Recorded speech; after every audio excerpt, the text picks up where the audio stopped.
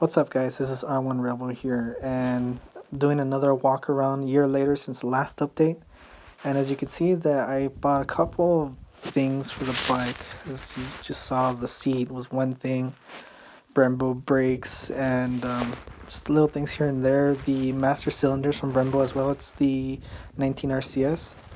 Here, I'm gonna go ahead and elaborate in the next video. That I'm gonna go ahead and do a uh, a reflash review. Okay, because last time I did a video like that, I went ahead and did it myself, and I want to go and see if there's any advantages of, sending it out to a tuner and actually having it done. And I went with EDR Performance because I see a lot of their stuff on Facebook, and they've built some really solid packages, especially for the R1. They have a couple of bikes that are competing in Moto America at the moment, and they've done some pretty good stuff with the ECUs for the 15R1, so I went ahead and sent it over to them. They charged me about $200 for the tune itself, and I got it back probably maybe like a couple days after. Because there was closed on a business day for the post office, and so I waited. However, when I did get it, I threw it on the bike and it stalled in the beginning, but that was my fault because when I put the tank back on,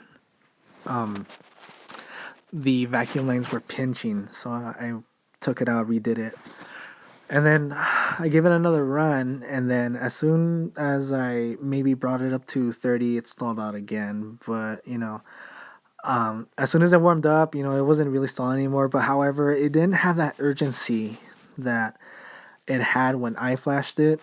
So I sent it over back to them so that way they could take a look at it. And sure enough, they retuned the ECU there, and they put the ECU on another R1. They said it was working fine. The real reason why I sent it over to them was because when I was diagnosing the bike through the ECU, it was throwing a code 17, which was the exit valve, that it's short circuited or it was an open circuit. So basically, it wasn't running on an X up, and I needed to disable the X up valve. And I told them about it, and I went ahead and sent it over back to them so that way they could go ahead and disable the X sub valve feature. So I'm currently waiting on the ECU to come back, which is why the ECU slot was empty on the bike. Because currently waiting on the ECU to come back. It should be getting it tomorrow, but I'll go ahead and elaborate on that a little bit more when I get it, because like I said, I want to go ahead and see if there's any advantages of sending out your ECU as opposed to doing it yourself. I just want to go ahead and see if there's any real world advantages to that.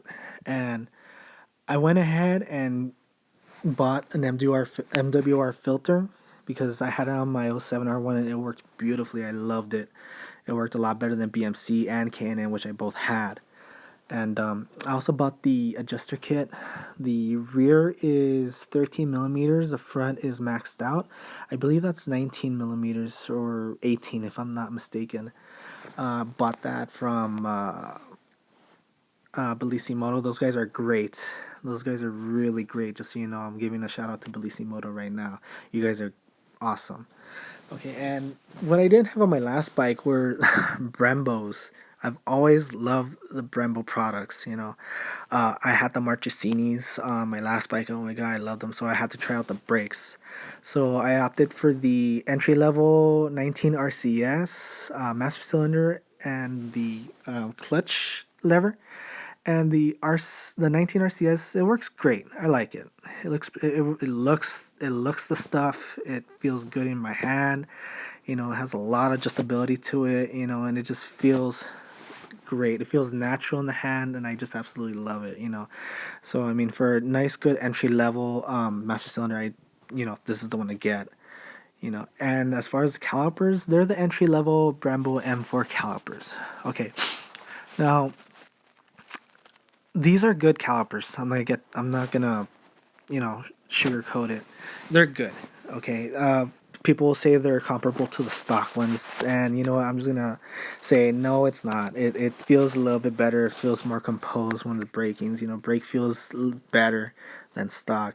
The only discrepancy I do have with these brakes though is that you need to get the 5 millimeter spacers, which I forgot to order, you know. But other than that, when you throw them on, you know, it's flush and it's good to go. You know, just don't, when you order these brakes, just remember you need 5 millimeter spacers for the stock forks. You know, otherwise it's not gonna, because it's too small. So you need those spacers. One complaint that I don't really have, but you know, I just want to put it out there: the Brembos are actually almost a pound heavier than the stockers.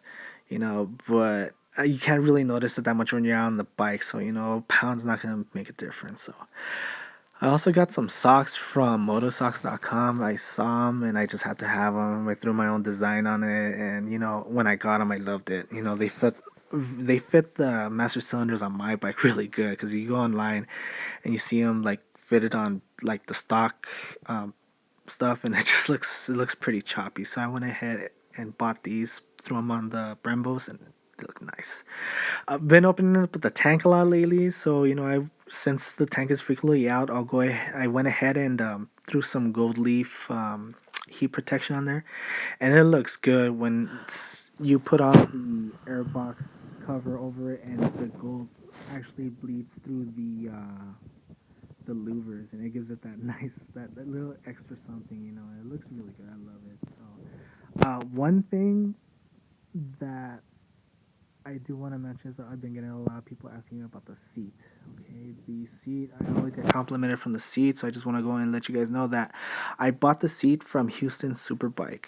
Okay, and I'm not sure if they have this design anymore, but I ordered from those guys. I believe I paid $240 for that seat. It's basically carbon fiber backing with the neoprene foam, and it fits exactly like stock, and it's a little hard on the bum. I've taken it for long rides lasting about 8 hours at a time, and you know what, it's a little hard on the back, but you know, for short rides it's just about the same. I'd say it's about the same as the regular seat, you know, as far as feel goes, you know. But I like it. It's very grippy, and plus it adds a touch of that little something. Okay, so that's it, guys. I hope you liked the video. I know I should be making more soon, and when I do, I'll go ahead and post them up with any other mods I have planning and coming in the future. So ride safe out there, take care of yourself, and speed safe, guys. All right, thank you.